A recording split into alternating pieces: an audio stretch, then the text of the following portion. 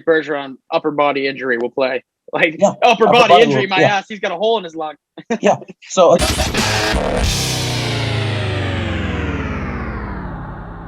Welcome back, everybody, to the Targeting Podcast. Boys, how you Yes, guys sir. Boys, how you guys doing today? we're doing pretty good. We're doing pretty good. I mean, tomorrow I'm going to be high off my mind, but with wisdom teeth, not Cooley's getting not literally. Yeah, Cooley's getting his wisdom teeth out. Cooley, good luck to you. I've heard. Good luck, man. That's crazy. I'm terrified to have that done. I've Hey, heard it. Justin, I'll let you know how it goes. Yeah, heard I it- got to get it done soon. I've heard it's very painful. I don't want to ruin your hopes. I'm just.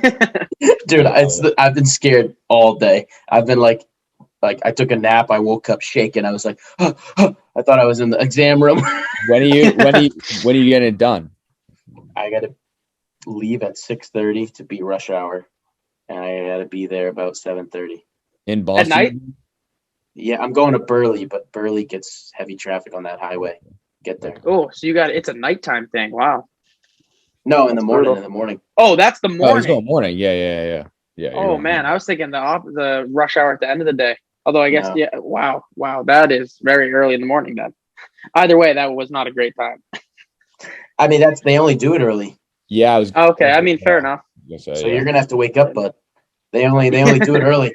I mean, to be honest with you, I'd rather it be early, come back and just nap again. Yeah, that's fair. I don't think I would want to be it at night. True. I feel like it would True, keep me true. up. Yeah.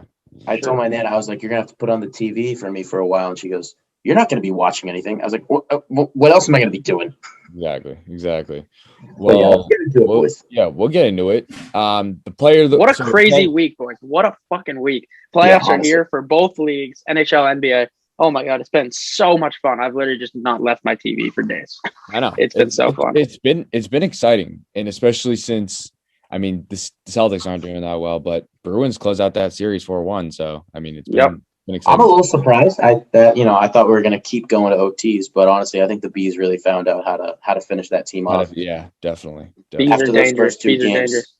Actually, Yeah. with that in mind, do you want to run your player of the week, John? Do you Yeah, want to start us John, off? do you wanna Yeah, I'll go right into it. I'm gonna say Patrice Bergeron. I was gonna honestly give it to the entire Bees defense and the Bees team, honestly, just for that series win. Probably, I thought the hardest series to play out of most of those. And I'm gonna give it. We to Patrice. dominated it. Oh, we dominated, and I'm gonna give it to Patrice for 2 goals, almost 3.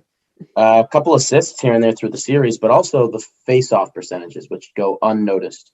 60%, and I think it was game 4, 55%.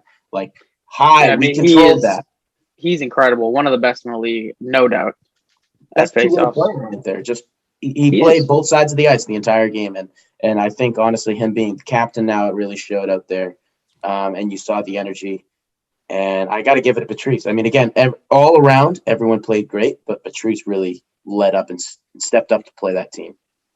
Definitely. What a week to be a Bruins fan, man. Just such a pleasure to What a watch week. us beat down the Caps like that. Oh, Tom so Wilson, great to see. suck it. Another Yeah. season you're out of the playoffs. Exactly. Justin, do you want to go with yours, or do you want me to go? Yeah, I'll run it. And I'm wearing his jersey, the old Oregon jersey. Dylan Brooks, number 24 here. What a guy.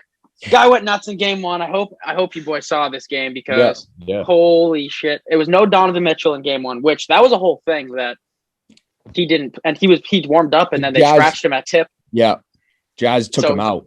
Yeah, Jazz took him out, didn't let him play. Apparently he was furious with them for that. And the Grizzlies took advantage and stole game 1. So right cost now, them, as we're honestly. filming this, it's even 1-1 now. And I also watched game 2, and I don't know if you guys saw any of that, but that Jazz building was insane. They're wearing their gradient jerseys, and it was a full house, 100% capacity, and all of the sections, loge and balcony, were seated with shirts in the gradient colors as well. So the whole stadium was gradient. The whole Yep. court is gradient. The jerseys were gradient. It was rocking. Crazy. Donovan was going nuts his first game back. It was a crazy atmosphere. They put up 140 points on Memphis in game 2. But Yeah. game 1, Dylan Brooks, unstoppable. He's just such an animal. Like, he plays with such aggression, and he's always barking. He chirps so much. He's talking trash to the fans. He was silencing the crowd. He's talking trash after every single shot he makes. He's just such a talker, and he's such a good defender too. He gets all in your face. He backs it up. He's making shots. Oh, it's so fun to see him do this. It's hard not to like him. Even in his college days at Oregon, he was Yeah. just he was the same player, and he's always been the same player. He's a guy who's going to talk, but he's going to back it up. And and dude, it's crazy. I remember like yesterday watching that Oregon team go to the Final Four, and Dylan Brooks, my guy, I watched him go get drafted 45th in the second round. I thought this guy's not really going to turn into anything, but I'm gonna ride with him. And now he's one of the better defenders in the entire league. In question for all defensive nods. I mean, he's got a great offensive package now. He's become an elite defender, and the Ja Dylan Brooks backcourt is not to be messed with. It really isn't. Definitely, it's gonna be a good series, and I'm looking forward to that because I think a lot of people were just expecting a Jazz blowout. I mean, I was. I know. I was too. Yeah, you go ahead, John. I was just gonna say I was too. It's a little disappointing Jazz didn't win that first game. Not playing Donovan Mitchell, and that definitely I think a significant role in that. Still a close game. But, they played games and won games without Donovan Mitchell, but now it's playoffs. It's very different. Different. I like the fact that the Grizzlies are playing like they got nothing to lose. John, Dylan, they're both guys that are younger in the league and, playing up to a team like the Jazz, especially when no one thinks you're going to win. I'm excited to see where this series goes, especially in Memphis. It's way more exciting, too. True. Like, you don't want to see a blowout, even though you know it's going to come. And now that you mentioned that too, I have to mention it too, because it was also since the last video we did also this week, is he clamped up. He and the Grizzlies won the play-in tournament, and he guarded Steph Curry in that game where they beat the Warriors and stopped a Steph Curry, Draymond Green team that had every single hope of making that 8 seed and just crushed their hearts. Almost the way he's such a good defender. He plays so intense. And just his hands are so active. It's fun to watch him on both ends. It really is. But definitely a crazy series so far. It was sad seeing Steph fall. So it was really sad. I know. It was really sad to see. Really sad to see. Can't wait to see him and Clay back for next year. The Splash Brothers we need them. The league needs them. It'll be great to see them. Back, boys. Knock on wood, because we were expecting that this year, and then Clay injured himself again. Did you catch what Damian Lillard said on Steph? He was saying they were asking him about Steph's odds winning the MVP, and he was like, "No, it's the exact same situation I was in last season, where you're one of the better guards in the league. You're one of the better players in the league. You definitely probably deserve it." He did not his exact words. I'm paraphrasing, but one of the better guards in the league, one of the better players in the league. But the fact that you're an 8th seed, or in this case, they didn't even make the playoffs, the playoffs, that he won't even be considered. And I was like, damn, that's tough. That's a tough realization. I mean, something we all knew, but it's tough. Yeah, no, you put it the right way. It's a tough realization. It is what it is. You don't want it to be that way, but it is. And you know what? At least they're consistent with it. Well, at least they're somewhat consistent with it. Because when Westbrook won that MVP, they were a lower seed. But he was averaging a 30-point triple-double. So, yeah. But what about you, Jerry? Who'd you have? So I had Doncic. Great one. I love my guy. So he had a triple-double the first game. I believe I think he had it was close to it, like 37, 9-9 or something the second game. The second game, yeah, he was close the second game. Put up more points the second game than he did the first. But I'm telling you, man, that Mavs team is scary. So like the Clippers have moments where they just dominate. It looks like you're like wondering how the Mavs are still in the game. I forget what poster it was. Oh, Kawhi on Maxi Kleber and him, Paul George, and Marcus Morris all stared him down together. Yeah. So that's the exact one I was thinking about. So you look at that and you're like, oh man, like they're dominating. And then, I mean, Mavs win 2. I believe that wasn't both in LA. Both in LA. So it's like going back to Dallas, it's like, do they sweep? Is this another and if you're the Clippers and they sweep, what do you do from there? Like that's what I'm wondering, because now we thought this was a whole Doc thing, but now honestly, if that happens and they get swept, it's not just a Doc thing, it's an organizational thing. There is a problem right here with this team and how they just keep giving up in the playoffs. Not even giving up, but there's just a problem. It's just a mentality problem. It's one of those problems that teams face when they're just like, they got this huge amount of pressure on themselves to play so well, and they've done so well in a regular season, and they get to the playoffs. They've been there before. They just haven't developed playoff mentality, playoff basketball. Well, it's like you got playoff Rondo, you have Kawhi, you got Paul George. It's like, how are you not piecing this thing But you together? just, like sometimes, Rondo's old now. He's getting up there. Again, it's just. So let me ask you this: what do you guys think? How do you think the series finishes? Who and what amount of games? I say last pod that it was in 5, or I might have said. I think Would you say Mavericks in 5 on the last one? I said something like Mavs in 5. I did. I said Mavs in something, and then you were no like, way. Wow, what a play. I think Justin and I said like Clippers in 6. I think I said Mavs. That's what I said. I think I said Mavs in 6. But I'm honestly gonna change up, and I'm gonna say Mavs. I'm gonna say Mavs in 6 only because I don't want to stay the same as Jerry. And I feel like Clippers, I think I said Mavs in 6. I think I'm gonna change it to Mavs in 4. I don't think Clippers get. Whoa! You would. What's up? Mavs in 4. You said Mavs in 4, and then you're followed up with, I don't think they get swept. No. I said Mavs in 5. Sorry, Mavs in 5. Oh, okay. I thought I said that. Okay. Yeah, Mavs in 5. I don't think they get swept. Sorry, I meant in my head I was saying Mavs in 5. Mavs in 5. I don't think they get swept. I think the Clippers find a way to win a game, but I think once it gets taken back to LA, clearly it's not a problem. I mean, I think it's. I will say I agree. Love the player of the week. Luka is ridiculous, and the fact that they have Paul George and Kawhi Leonard, 2 of the best perimeter defenders in all of basketball in the past decades, and they still can't throw a better defensive scheme at him, and they're one of the best defensive rosters in the league. Like, I don't know how Luka is breaking them down so much every single night after night after night, and he did it in the last series too, last year in the bubble. But either way, Luka is ridiculous. I do think something about this Clippers team is going to come to life, though, going back to Dallas. I am going to fucking flamethrow and say Clippers in 7. Wow. I'm going for it. And I do honestly believe it. You think? Let me ask him something, John. Sorry. You think Clippers take 2 games back in Dallas? When was the last time Kawhi Leonard was down 2-0? You remember? Toronto Raptors against the Bucks. Giannis and the Bucks were up 2-0. Yeah. And they won 4 in a row and 1 in 6. And then they won the championship. Kawhi Leonard, he has it in him. He has it in him deep down. You're down 2-0. In the interview after they asked him, he's like, you lose 2 in a row in the regular season, and then you go on a winning streak of more than that, and it's fine. We're not worried.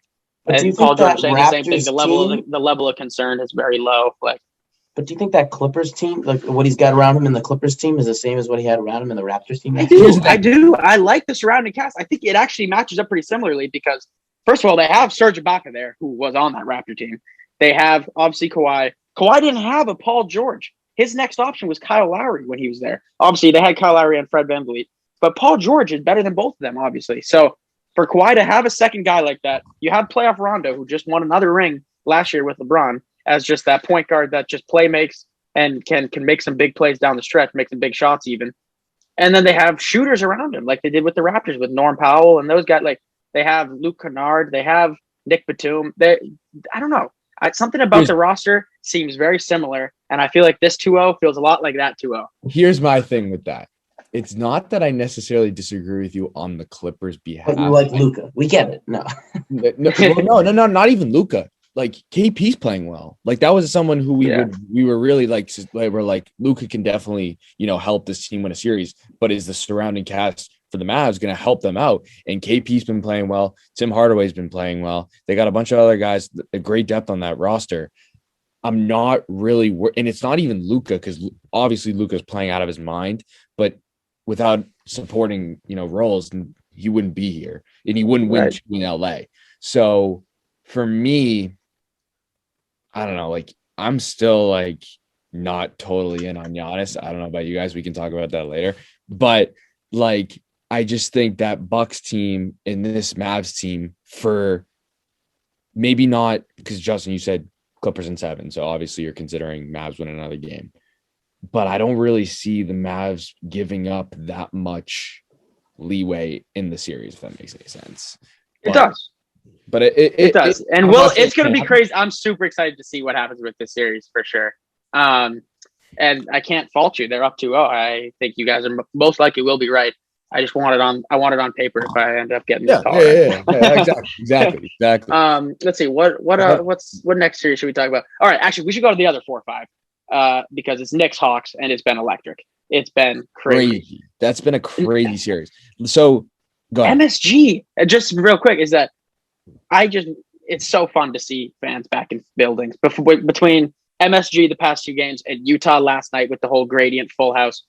It's just great to see fans, man. It's so much more fun. You forget how great it is to have a full house with rowdy fans. So yeah, I hate New York. I'll be totally honest. Love it. Oh yeah, me too.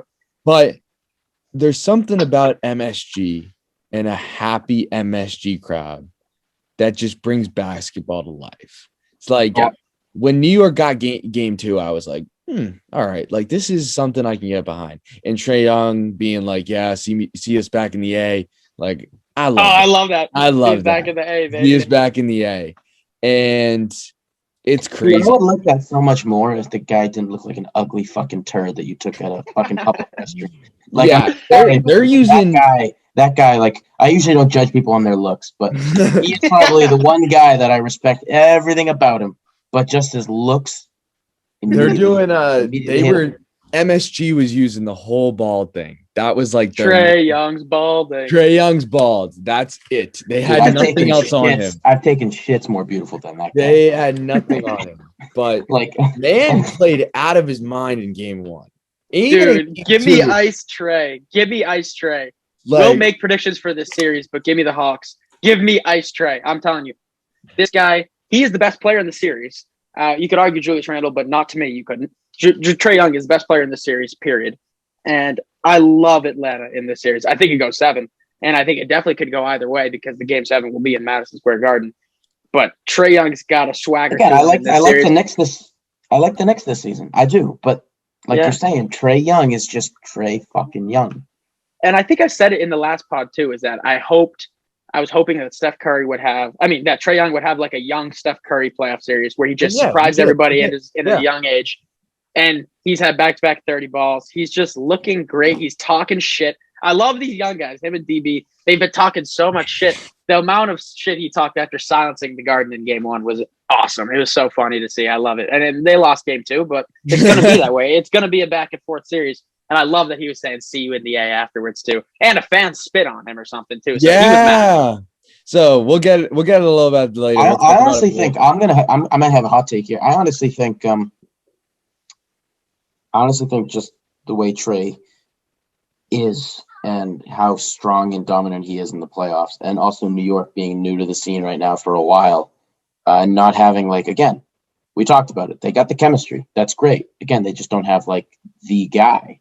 Yeah, Randle is not the guy. He's a good guy, but he's not the guy. They have Trae. Julius Randle has been bad in the series. Yeah, so that was going to be my But let me say, I think Trae is going to take. I think Trae and the Atlanta Hawks are taking the next 2 in Atlanta.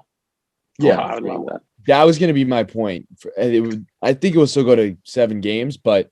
Oh, I think so too, but I think they're going to go up, and Knicks will have to start really. Well, my whole thing is Knicks don't have a guy like Trae Young. They don't have a guy who can can just go out there 100 3 seconds or 5 seconds left in the game, who can bring up the ball, hit a shot. Hawks got that guy. That's Trae Young. But Julius is great. But who is that? D Rose. I mean, I love D Rose, but I mean, he's not going to be in the clutch like that. And D Rose has had a hell of a series. Yeah, he's been doing well though. I'm not doubting that. I'm just saying that Trae Young right now has a chip on his shoulder, and that is dangerous for that man because he can shoot basically from anywhere on the floor, and especially at MSG, it seems it's almost for me at least. I don't know about you guys. Good that game is in game 7 is in MSG. I think it's great. Thrives in that environment. Atlanta's nice. I'm sure its home court advantage is going to be nice, but under the lights, MSG.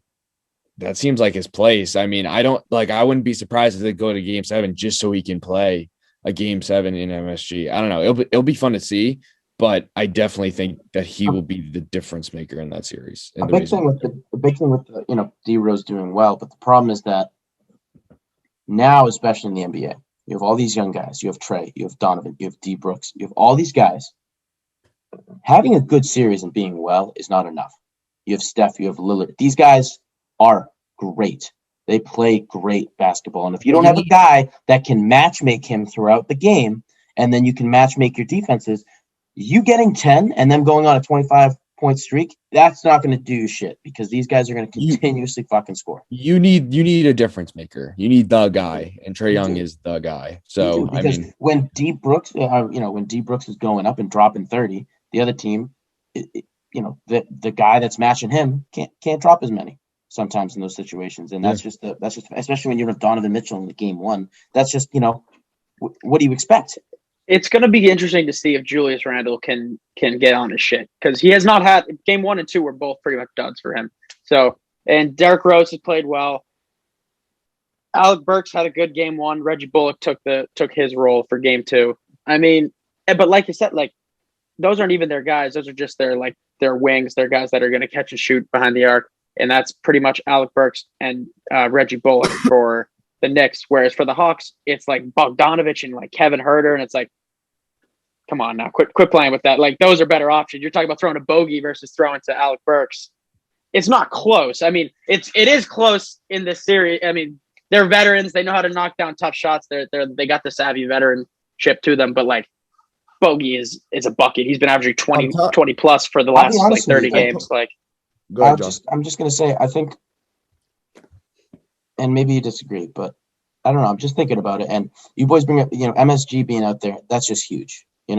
That's massive. I think Atlanta's going to be goddamn rowdy too, though, man. But I do think so too. But here's my thing: is I think MSG is giving energy to the Knicks, where Trae is giving energy to that team, being that guy that's got the chip on his shoulder. You guys are saying because Knicks don't have a guy that gives.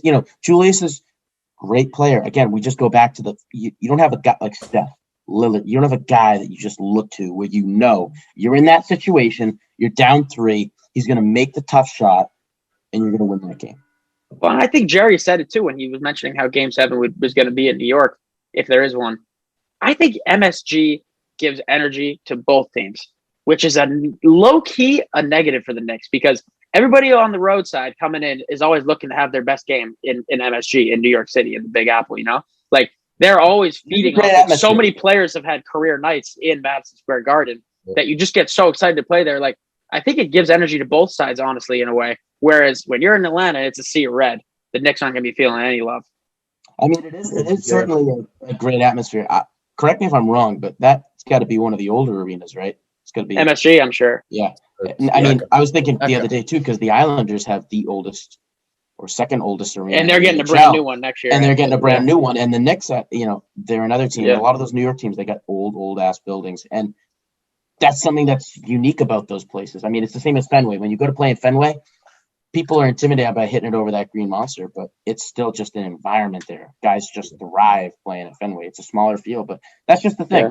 So I see your point there with the atmosphere, definitely. I think so are we all taking are we all taking Hawks, or is anyone taking Knicks in the series? Unfortunately, I'm going to take the Hawks just because I don't see anything special that the Knicks are bringing to the table right now. They're new to the playoff picture right now, and Trae is just fucking Trae. I think I said it before. I'll say it again.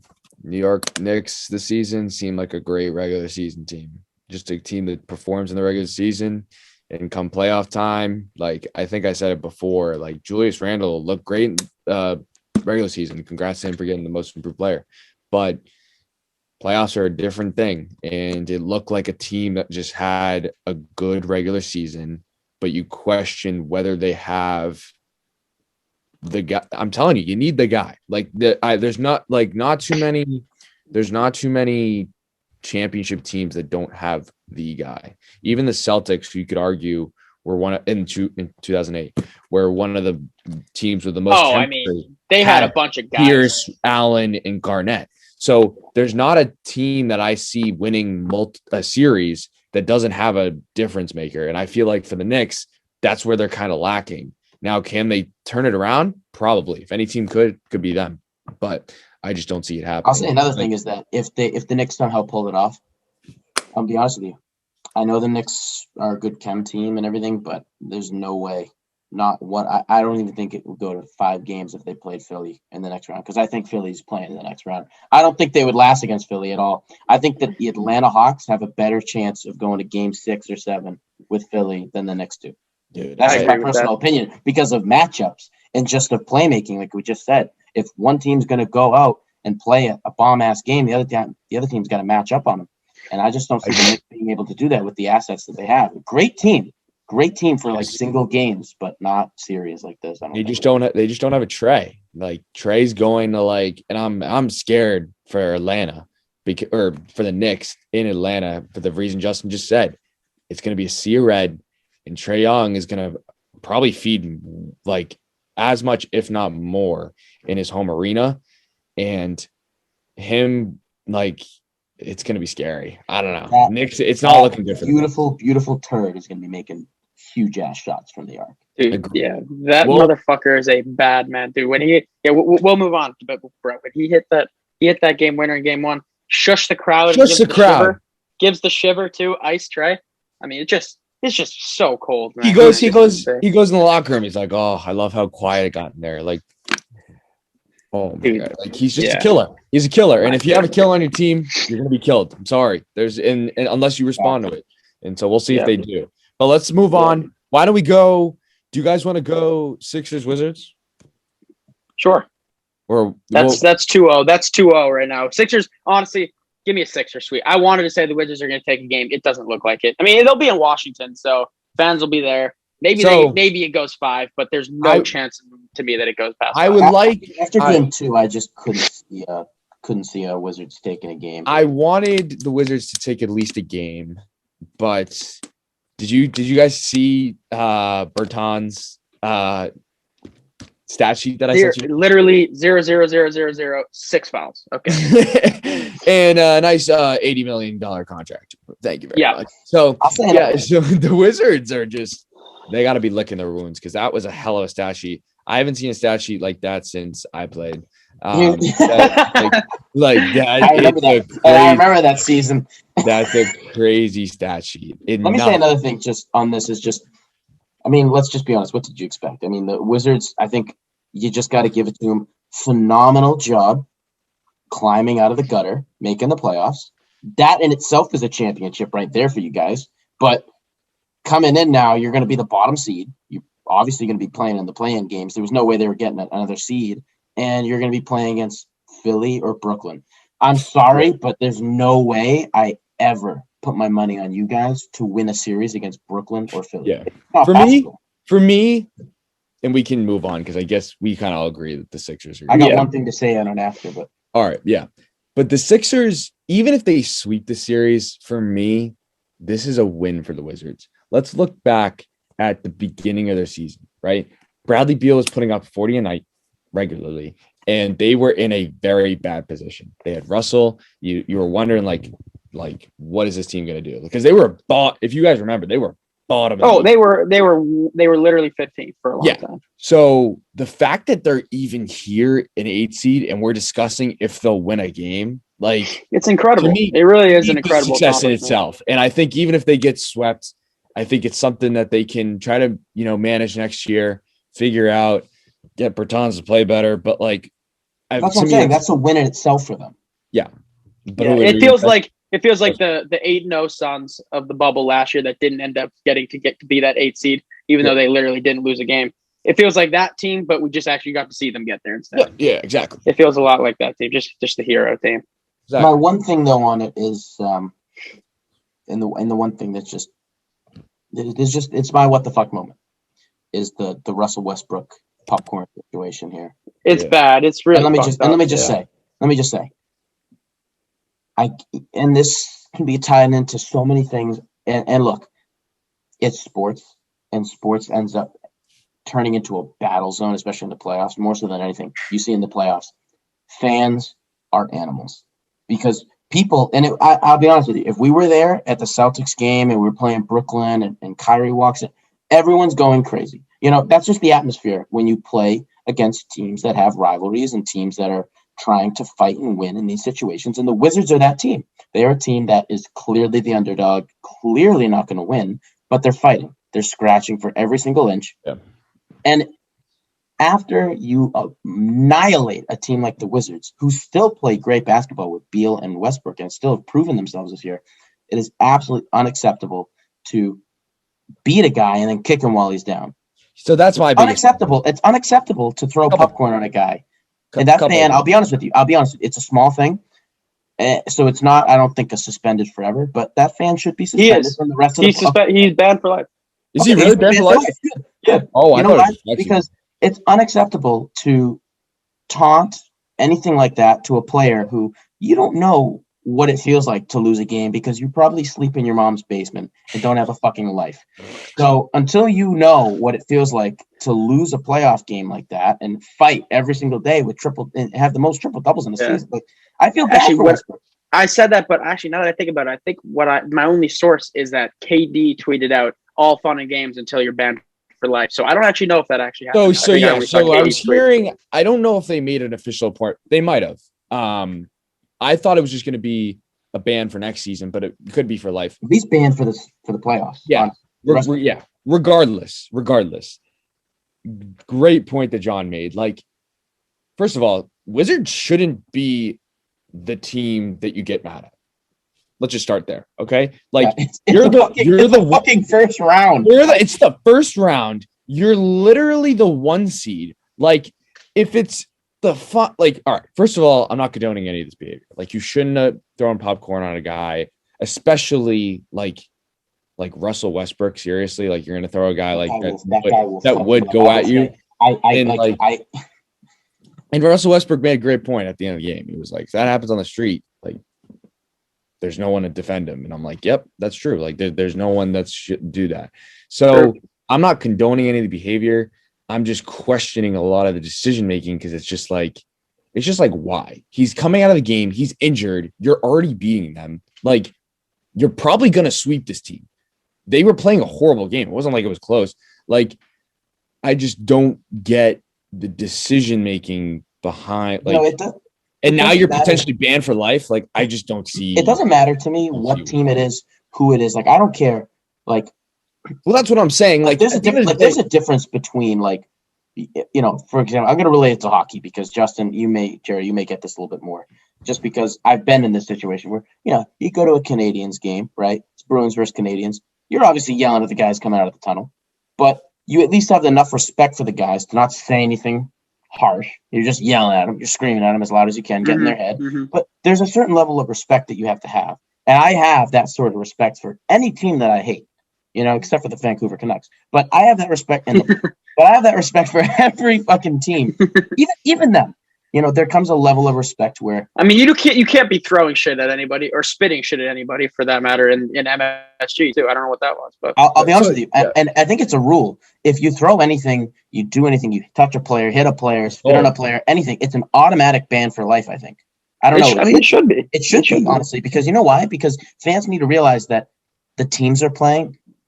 You are irrelevant. You are there to watch and cheer and give energy. But it's true. Like, just because you buy a ticket does not mean you can do whatever the fuck you want. And so, like, it's just that. And it's like, guys, I know it's been a while, like, since we've gone to games, but I feel like we should know how to act. I feel like everyone just, like, their first game back is just, like, going out crazy.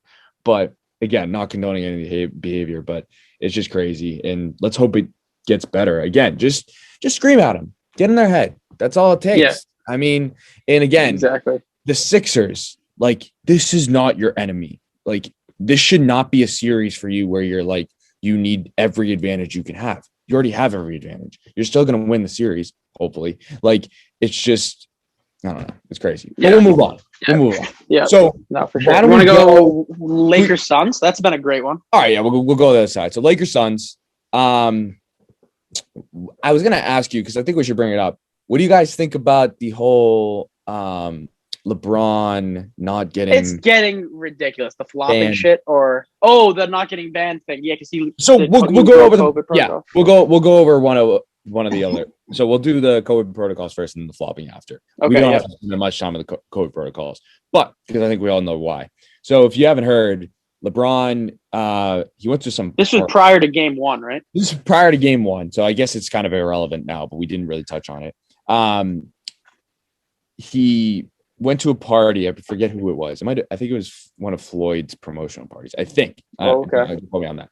But regardless, he broke NBA health and safety protocols. That's an automatic 14-day ban. And the NBA basically just said, we're not doing anything on it.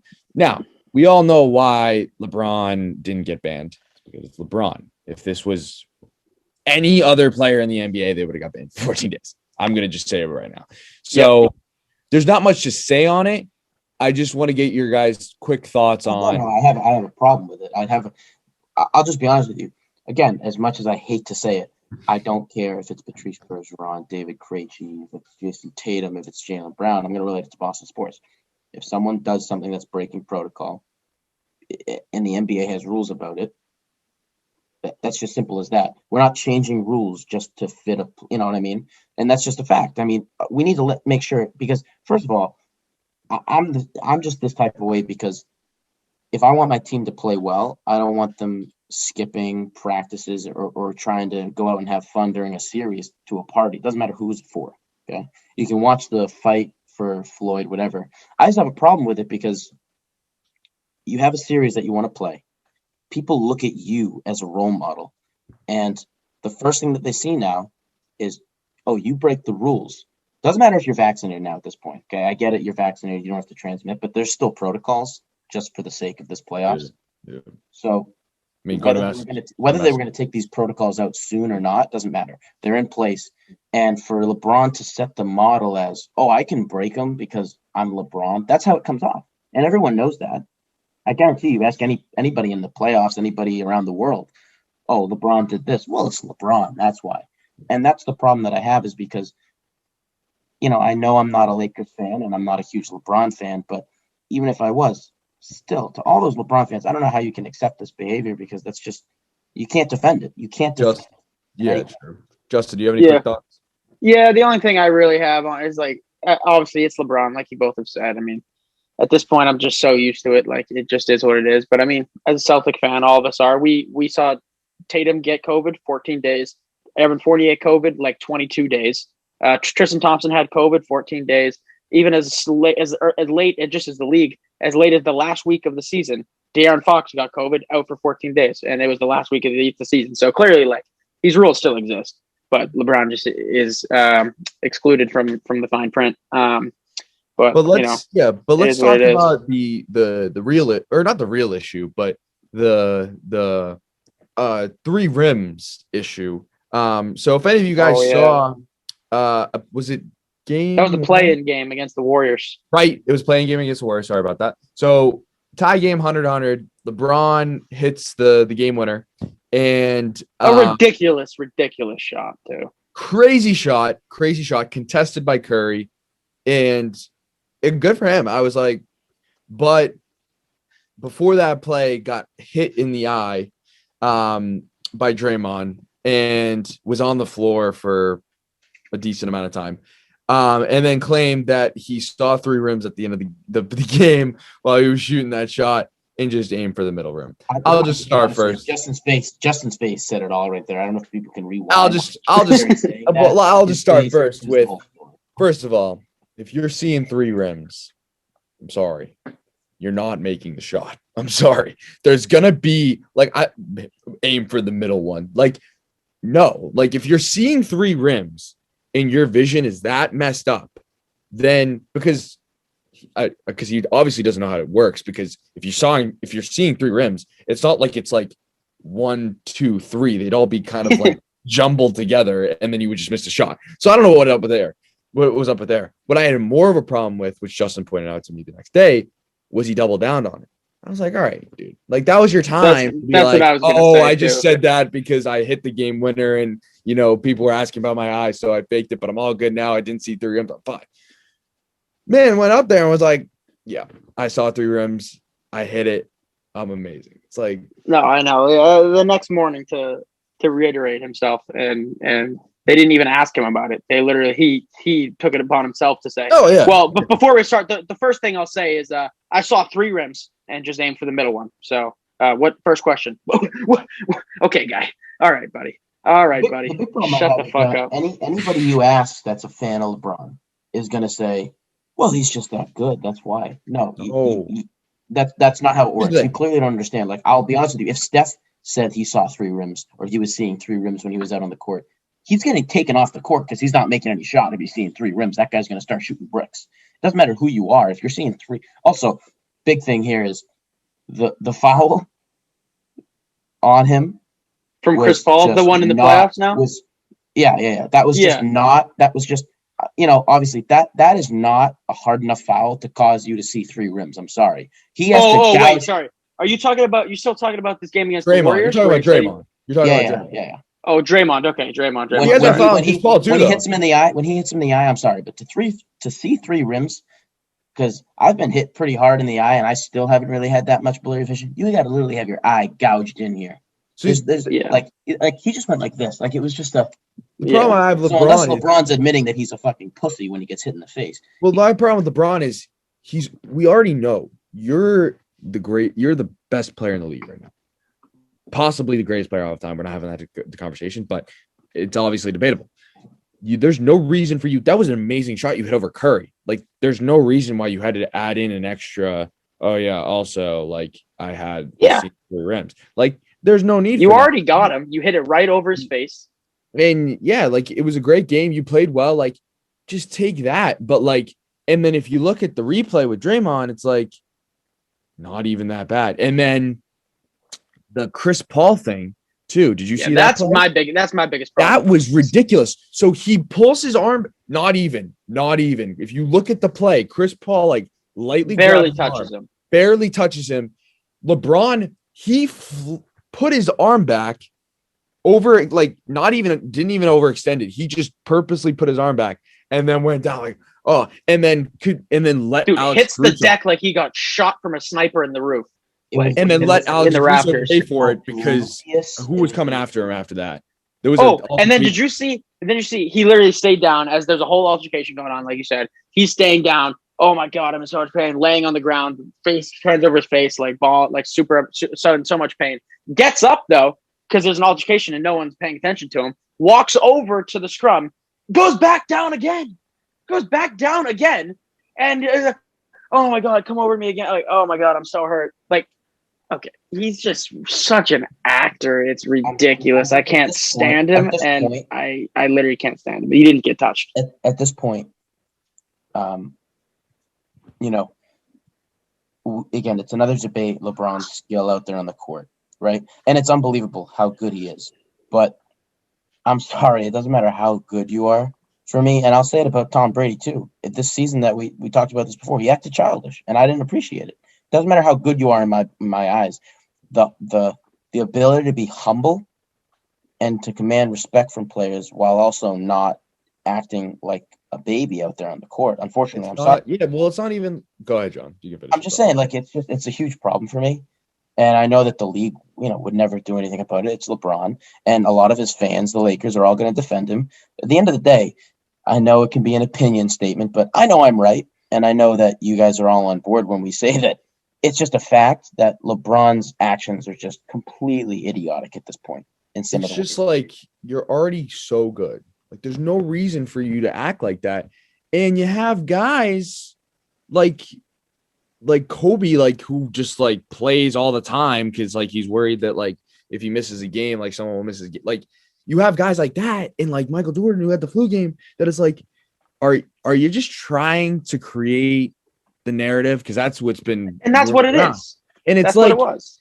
it's like, look, the narrative, he just wants to seem even better. He wants to set himself apart. The thing is, like, he knows, like, at this point in his career, the only thing to put him above everybody else is to have like a crazy moment, and he just wants this to be the playoffs where like he hurt his ankle, he comes back, he comes in the play-in series, which he shouldn't have been in the first place, and you just like come back and you win the playoffs, and you beat all these people, and guess what? You were injured the entire way. Like, it's like, no, you weren't. No, because like, you know why? It takes away from me it takes away from me from Larry Bird, who, if you go back and watch some of his games, literally broke his eye socket and came back in the game. He, I think, broke his hand at one point, started shooting with the other hand. still made more baskets. It takes away from Patrice Bergeron playing with a punctured lung, Gregory Campbell taking a shot to the leg and finishing his shift. What's his face? An old. Yeah, I mean, you're right. It's great examples. It's an insult to all those people. It's an insult because you know why? Those guys fucking were in pain and played through their shifts, played through their minutes, and you're out there being a sissy, falling on the ground. Then you go over to a scrum, fall back on the ground to get the attention to you. But you don't need the narrative. If you win the playoffs, like if you win like if you look at Tom Brady, right? Like let's look at a guy like that. You look at all of his teams, he had a lot of help. Like, but it was just the fact that he was winning. If you're LeBron, I would just focus on winning. You have the ability to, you got the pieces around you. If you consistently win after win, there's no narrative for you need to create. You don't need to have a game where like you just got injured, you came back and you won. Players like that don't need a narrative. They don't need it. You don't need it. If you consistently win and you win championships, you will become you will be the greatest player on earth. Patrice Bergeron didn't need to play, with that narrative. It's just until then. He didn't even tell anyone. He just kept it on the DL. That's what I'm saying, and I have so much respect for those guys because they want to go out there and play their best hockey game. And afterwards, when they say, they actually don't even say it in the press conference. It's released later because it's an injury report, and you have to report it. Right. And it's reported. Oh, he had 2 punctured lungs, whatever. It's for liabilities. I don't know. Well, but like throughout the playoffs, it's just Patrice Bergeron upper body injury will play. Like upper body injury, my ass. He's got a hole in his lung. Yeah. So again, and I'm sure Patrice Bergeron said, no, downplay it because, if the league gets hurt of it and all these things happen, then he's not going to be able to play because a punctured lung could lead to so many more serious things. They won't let him play. Right. That's the problem.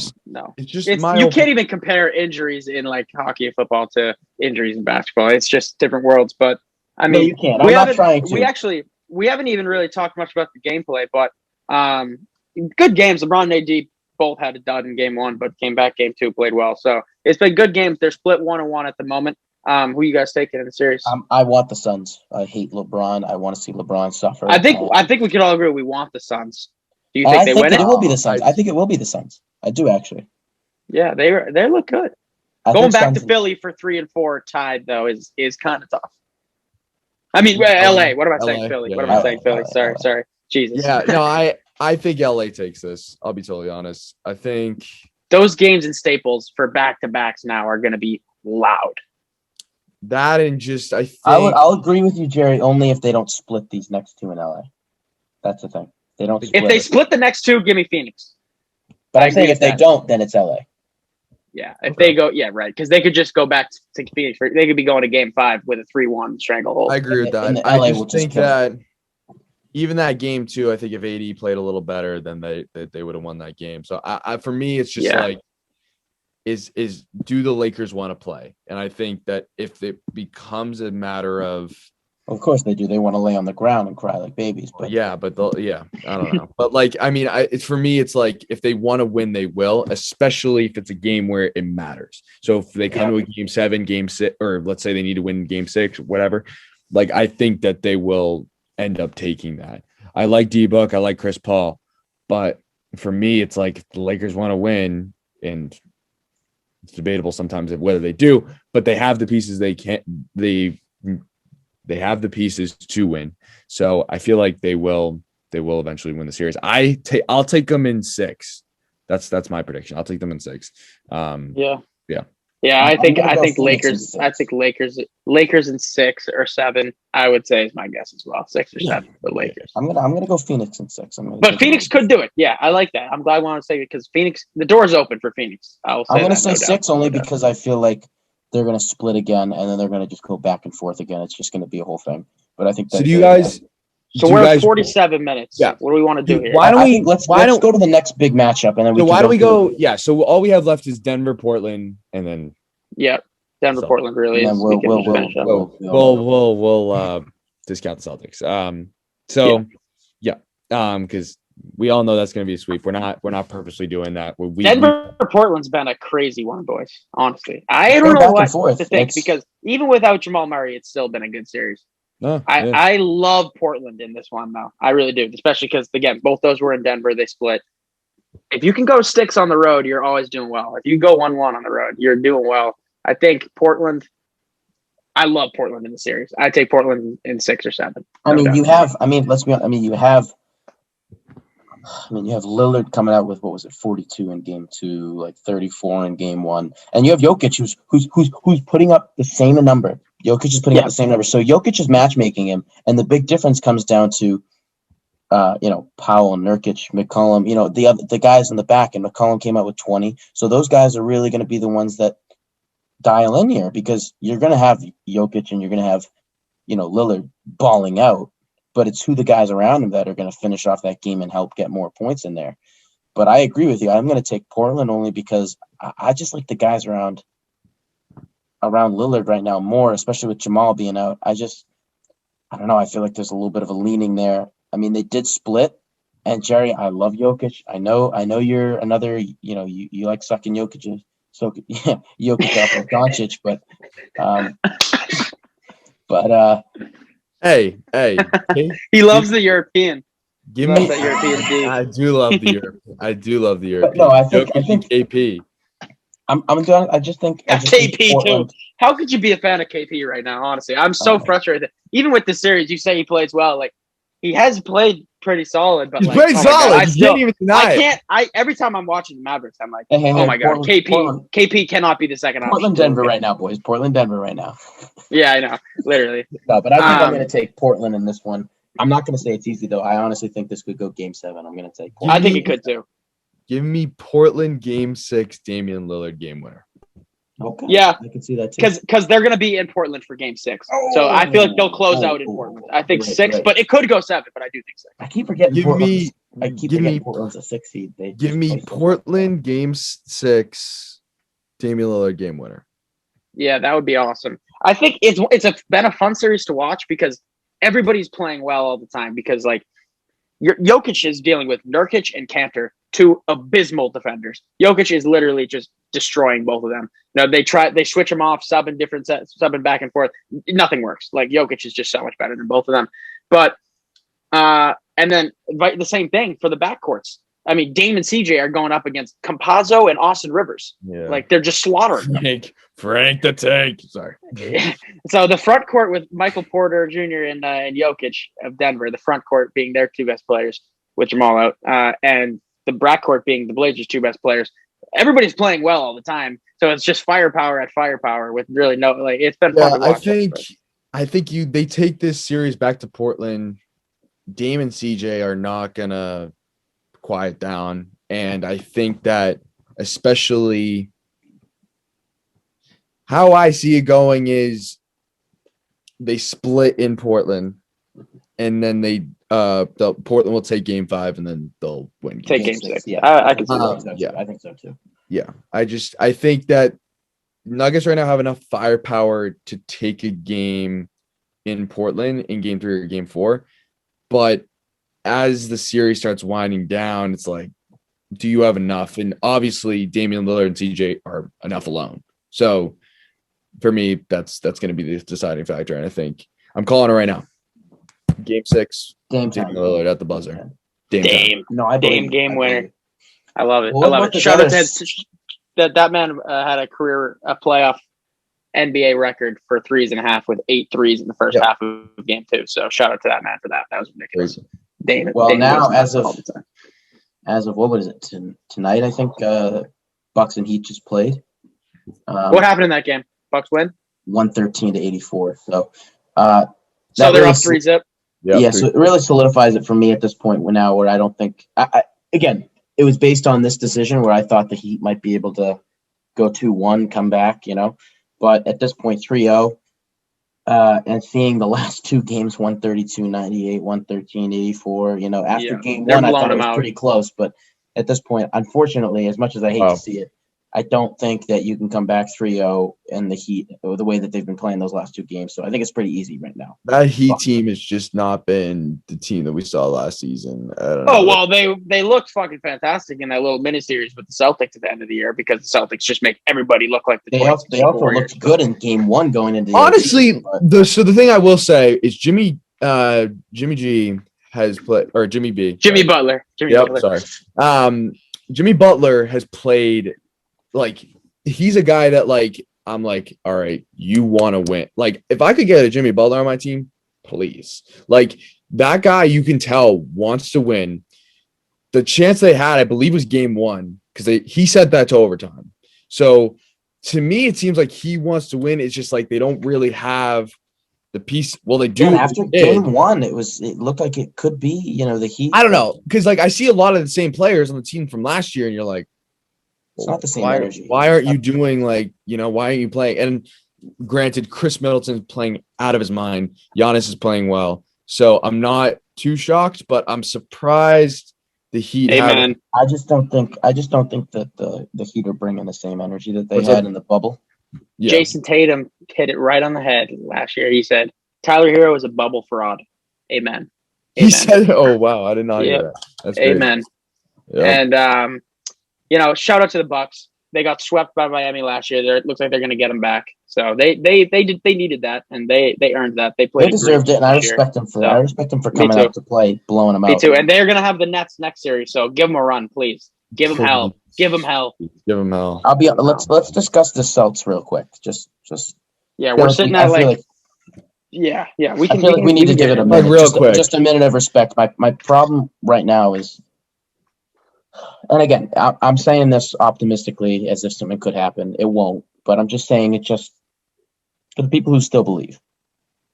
Without Jaylen Brown, that significantly hurts us right away because that's one of our 20-point scorers right there out the gutter. Next off, we cannot, and we're playing a team who not just has 3 guys that are getting 20 points, but then their next 2 on there are getting like 15. So we're already getting smoked out there.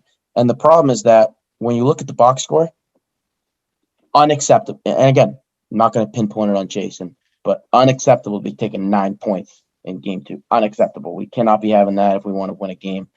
And just, Marcus Smart. Who had 9 points? Jason Tatum. I'm pretty sure. He had 9? I'm pretty sure last in game 2? He had that's 9 bad. I points. didn't realize it. So here's my issue. Here, let me tell you, boys. When you have 9 points against the Brooklyn Nets and Marcus Smart comes out the gun with the most points, 19, the most points from I'm looking Marcus at the box Smart. score now. 9 points for Tatum when he's all alone here against the best team in the league. That's very hard to see. Well, he was out of the game. He was out of the game, and like I said, I didn't even want. I literally didn't miss a Celtics game all year. But these playoffs games, I've been barely paying it. It's so hard. The Nets are so hard much better than us. But let me just say, though, I know he wasn't there the whole time, but the problem is we need I need Kemba, Smart, and Jason to average 20 plus, and then I just need the rest of the team to kind of fold in there because it's doable to come close to these Nets. We do it, and then they just start pulling away. And what they pull away? No, earlier in the season we were close early on, and they would just pull away. They just start pulling away. Game 1 was promising, because you had that first half where they were up, but again, it's just the Nets. They're way too good. Yeah, my only thing that I'll say on this series is that they pull away, and they pull away in the second half. They pull away in the second half. The Celtics just can't stick with them. The Nets are no one can. No one can. They're winning the championship. So skillful right now. They're way too good. They're winning it all.